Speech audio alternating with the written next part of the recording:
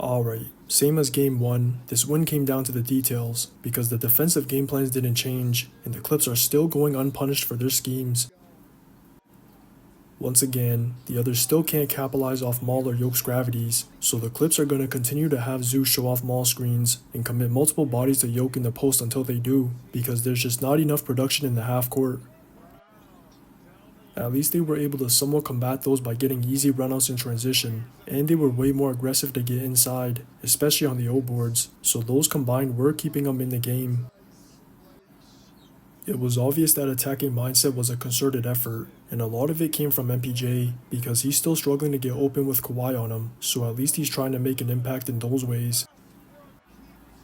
The O boards have really been the one area they've exploited the most because of the Clips' constant ball watching, but those few positives couldn't compensate for the negatives, and it was just their turn to have severe turnover issues. The Clips' defensive pressure was causing them to lose the rock on drives, force bad passes for easy pickings, or commit offensive fouls, so those compounded throughout, and a lot of them came from Yoke.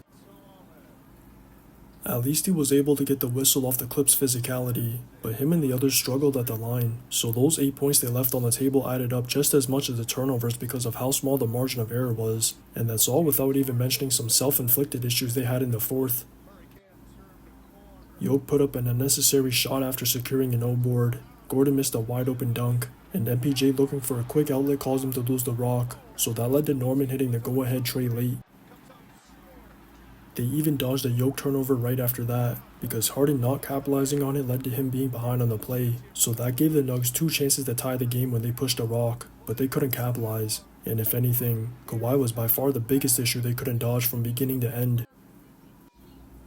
All he did was hunt Maul, and he got into a rhythm early off that matchup, because the Nugs weren't willing to commit a hard double, so he was still getting to his spots even though they built a wall by shading his angles.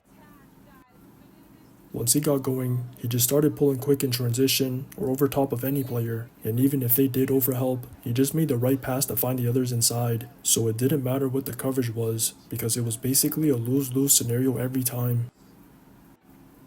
But it wasn't just him going at Maul, because James was doing the same thing late in the second, so he got himself going during that stretch, and just started looking for his own ones against Maul or MPJ more in the second half.